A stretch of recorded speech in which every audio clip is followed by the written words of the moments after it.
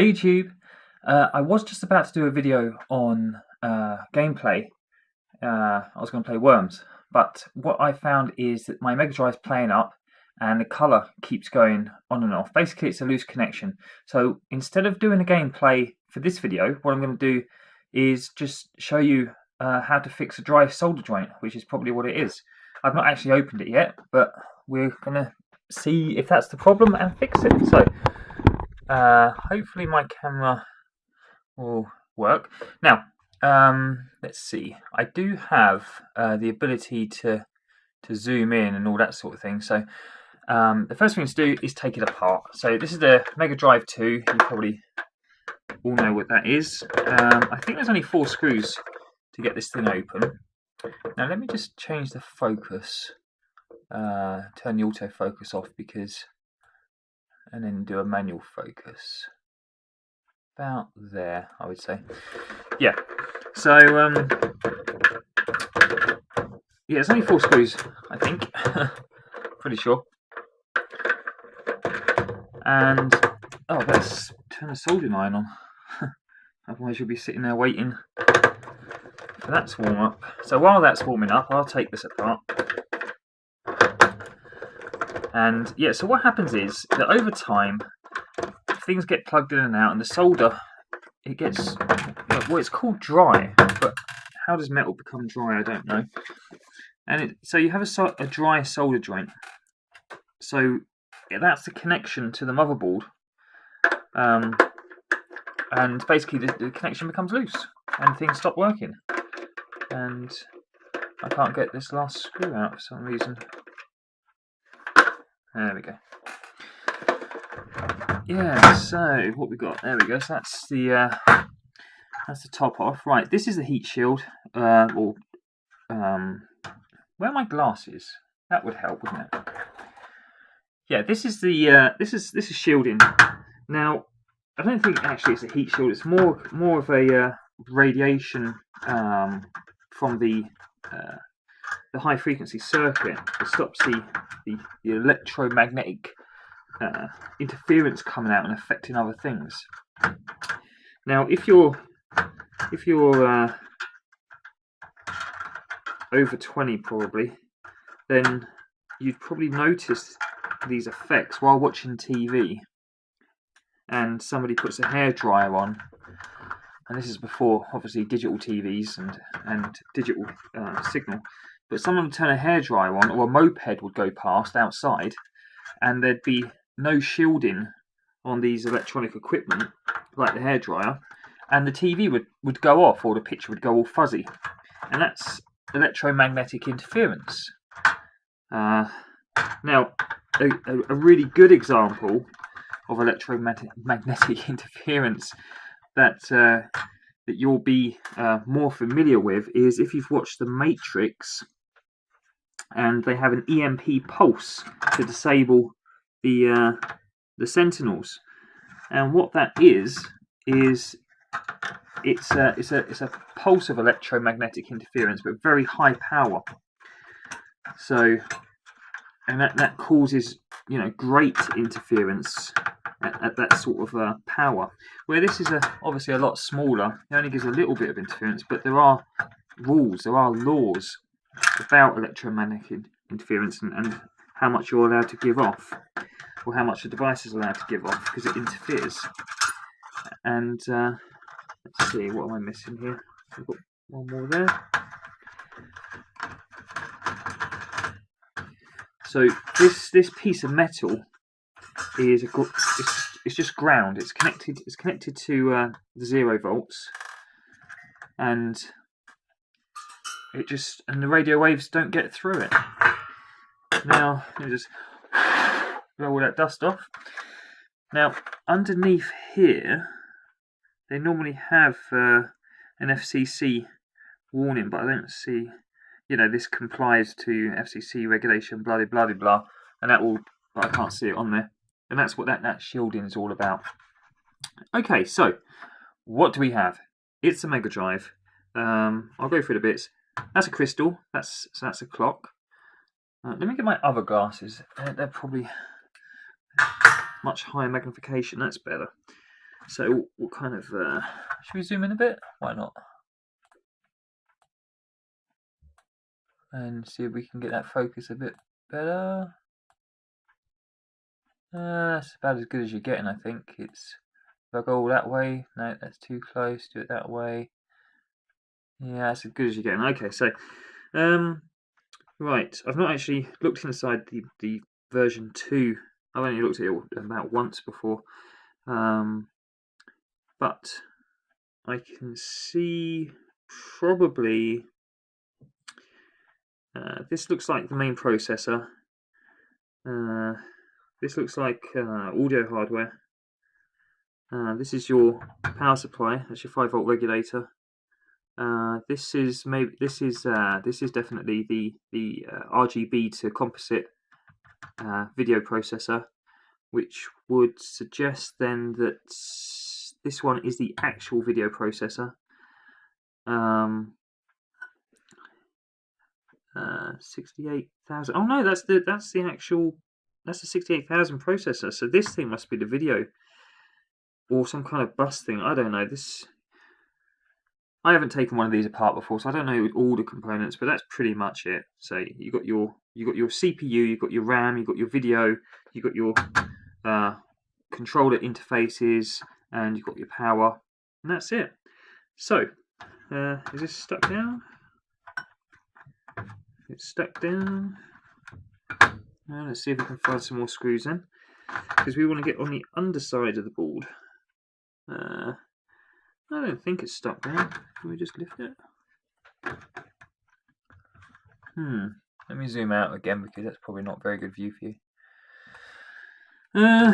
Yeah, look, that'd be why. The actual cartridge connector there is screwed down with these very long screws into the base, and that's to give it something solid, because that's in theory, the only moving part of this is when you put the cartridge in and out. So, and there we go. So that will come off, so we can get rid of the other half of the heat shield or EMP shield. And so the bits we're interested in are here. We will zoom back in now. They're here. And what they are is, these are the little pins that come... If I get this a bit closer, there we go. Let's see. I'm going to switch it back to autofocus now, just so you can see this. Right. Oh, where are we there? Right. Okay. So this is the video out here, video and audio with this model, and it's basically the connectors are here. Let's get that in focus. Here. So this row of pins here next to this big capacitor, that's where the problem is. So when I plug my cable in, my AV cable, the picture goes on and off and all sorts of problems. I mean, maybe there's even a problem with this capacitor. I mean, I don't want to start stripping out all the capacitors and changing them over. They all look fine, but they do get old. So anyway, we'll give this a go first and see what the picture's like. Now, my soldering iron's warmed up. Just need to get a bit of water. So let's get a bottle of water. Don't need to run to the tap for this. And now the water is for keeping the soldering iron clean, because a lot of people will use a soldering iron and they'll let the where's the camera? There we go. They'll let the tip go black. Now the problem with the black tip is that's covered in carbon, and the problem with carbon is that heat doesn't go through it. So you have to keep your tip clean. Innuendo. And by keeping your tip clean, let's see if you'll be able to see this now. You see it's sort of silvery at the end. That silver part will let the heat go straight through and melt that solder. Now, have I got any solder? There's some. Okay. So, yeah, so to fix a dry solder joint, all we need to do is, I can even see the break on the ground there. So, yeah, it's definitely a problem. Let's see if I can move this lamp a bit closer. It's got rubber feet, it doesn't work very well, and it's very far away. This desk is actually amazingly long. It's about 7 foot wide, so Got a lot of things on it which all need to be moved out of the way, but see if we can get this light a bit closer so it can work a bit better. Okay, so all I need to do is just resolder it. So we just reflow the solder. So I can just get that on there. Now I've set this. Not in the past. What I've been doing with the solder is I've been running it at an incredibly hot temperature. Like this thing, it goes up to 450 Celsius. That noise is me just going back up through. I'm just going to warm it up a little bit more. I've gone up to 350 Celsius. Now, if you've got a clean tip, it will melt. Solder will melt. Solder melts at a much lower temperature. Older solder takes a little bit more, which is why I've warmed it up. So I've gone up to 350 Celsius now. And that will help the older solder melt and take the new onto it as well. Which is what I'm just doing now.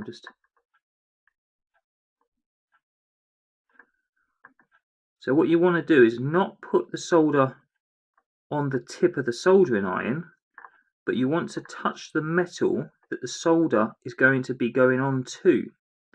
And then what that will do is the solder will stick to the hot metal. Solder likes to stick to hot things, which is why it sticks to the end of the tip. So what you want to do is just warm up the metal bit, the pin that you want to connect to, and then put the solder onto the pin itself rather than the soldering iron. You don't want to get much solder on the soldering iron because there's no point. What are you going to do with solder on a soldering iron? Now, what I've done there is I've just joined two pins together, which you don't want to do. So I'll show you in a sec what you do about that. So just do this last one. And also, you really should be working on. I've got a piece of board up there, but oh well. So I'm just going to clean up this one here. That's better. Yeah, what you want to do is work on a better surface because you don't want to be scratching up your table. I mean, this is very expensive glass, but it's scratch resistant. It'll be fine. But if you've got like a wood table or laminate, you know, it's scratch easily, then you probably should put a sheet down or something. Now, so I've just messed up there, and I've gone and soldered onto two contacts together. So I've got this thing here. It's called a solder sucker. Okay, it's got a button here. You press it, and what it does is there's a pump in there, and it sucks. Yes, there's a spring at one end, which you lock down. And then the pump sucks, and that creates a vacuum there. So what you do is you melt the solder where you've messed up, which is just here, and then you do that, and that has just removed all of the solder. You see, it's all falling out at the end there. And now I can do that again, and this time a lot cleaner. That's one. I should have done the other side first, really, because that's how I made the mistake the first time.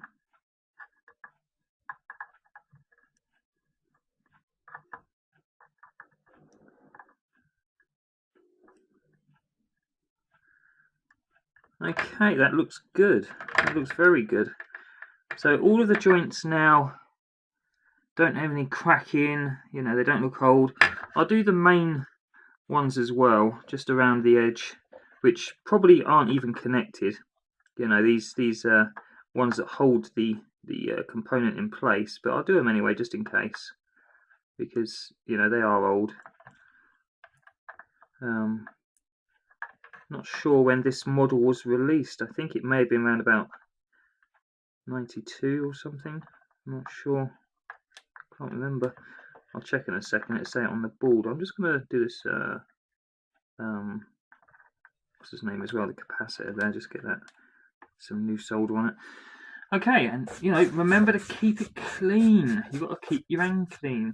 Keep it silver, because silver works. Right. Okay. I like that. It says "Do not remove," and there's a picture of an electric shock symbol. You're not going to get electrocuted from it, but This here is a direct interface into the cartridge slot. So what this is it's when you connect a Mega CD. A Mega CD emulates itself being a cartridge, and that's how you get the games on there. Because it's still 16-bit. I mean, you know, it just held more information. Right, is there a date on here to say when this was made? Sometimes it said 93. There you go. It says it on the chips themselves. So the chip model ID. Yeah. So the processor is 93. The Sega custom part there, which takes care of the graphics, is 93. So yeah, so 1993, and we're 2013 now. So this has been around for 20 years. This particular board, which is why, you know, these things start to get a bit old. Right, I'm going to test this now and see if we get a good picture out of it, and if it works, then I'll carry on. I'll edit the bit out while I'm testing, because you're not going to see what I'm doing. Okay, that's all working perfect, so let's put it back together. Now, get all that dust out of there. What was I going to say? Can't remember. Oh yeah, so now it's working. What I'll do is, my next video, I'll do a little play. Maybe that's a good way to describe them, little plays. It's not a playthrough, it's not a let's play, it's not a review, it's not a Steve Benway. It's just me playing. So I'm going to do a little play of Worms. So there you go, a little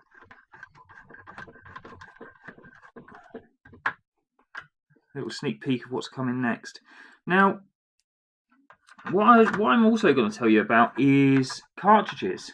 See, you saw me blowing then. I actually had a legitimate reason to blow, and that's because there's dust all over it. But with cartridges, dust doesn't stop them working. It's not the dust, it's the dirt. And blowing it makes it worse, not better. So a lot of people, let's grab a cartridge here. So here we go, we've got a cartridge. So this is a Master System cartridge. And inside the cartridge you can see the contacts there. And as you saw, that's exactly the same type of contact which is on the side there for the Mega CD. Now what happens is that the contacts, dirt and moisture from the air get on there, and it builds up a layer which is insulating. So it's like getting a candle or something and rubbing it across. You've insulated the metal contact there between the metal contact to the board itself. And blowing it, you're not going to do anything apart from the moisture from your breath is going to get all over the contacts and get inside and start wearing away at the copper inside, because it's basically going to rust. Well, corrode, because it's not exactly rust, but it corrodes, and you end up actually breaking your cartridge the more you blow in it. So don't blow. Oh, my wallet is in the car. I was going to show you on my debit card, but I don't need to show you. You've all got debit cards. Get your debit card out of your wallet and look at the chip on the debit card. And on the chip, you will see that the metal is darker in some places and lighter in others. And where it's lighter, it's in a line. Okay, and that line is the metal contacts in the chip and pin readers. And every time you put that card in and out the machine, you're rubbing the contact back and forth, and you're keeping that part of the chip clean. And where the contact is not touching, that part of the chip is getting dirtier and dirtier. So you can see that by pushing it in and out, you're keeping the cartridge clean. You're keeping your credit card clean. Now, the same goes with cartridges. You don't use these things. Over time, they stop working. And you put it in and you go, oh, it worked the last time I played it. It's not working now. What's going on? It's not a problem. It's just dirty. And the best way to clean a cartridge is to push it in and out. In and out, in and out, in and out. And these metal contacts along here, you will be rubbing them against the actual board. And you'll be hitting every single pin at the same time. So I mean, yeah, you can get chemicals, you can get like alcohol and things like that, something that evaporates very quickly because you don't want the liquid getting inside, and you can give it a rub, and yeah, that will work too. But the best thing for cartridges is use. The more you use them, the longer they will last. Amazingly, when people say, "Oh no, you know, the less," like with CDs, the more you use them, the less they'll last because they keep getting scratches from the laser, or from the lens. But this by pushing it in and out, in and out, in and out, in and out. If it doesn't work, keep doing that, and eventually it will work. I promise you, it will work. Doesn't matter how rubbish the game is, or how old it is, or the condition of it. If you keep putting it in and out, that will start to work. Anyway, let's get this back together. Now, this you don't actually need this, but I'm going to stick it on anyway because, you know, it was designed to have it on there, but it doesn't actually matter that it's on here. It's just, as I say, to keep out the horrible frequencies from affecting other machines. So let's get these screws back in. Now, can I remember where all the screws went? And don't worry, if you are going to do this, there's always a screw left over at the end. And this screwdriver I've picked isn't a very good one. The reason that it's like this is because my dog chewed the handle off. So I don't have the dog anymore. Not because it chewed the handle. Obviously, that'd be a silly reason to get rid of it. It's, now I've noticed that one of those screws is longer than the others. I'm going to stick it in the base, that one.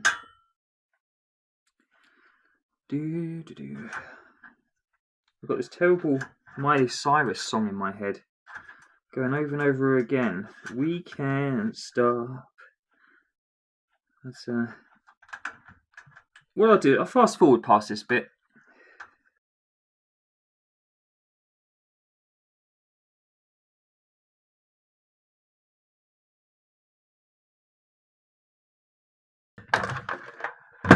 And there we go. So let's zoom back out, and we'll get the focus back on. Let's stick it back at me, and put that lamp down a bit because it's a bit bright. Okay, so I'll put my my normal glasses back on now. So these are 3 times reading glasses, or 3.5 times. So they actually zoom in on what you're doing. So a lot easier to do things like that with. And that's it basically. So my next video will be a plaything with worms. Thanks.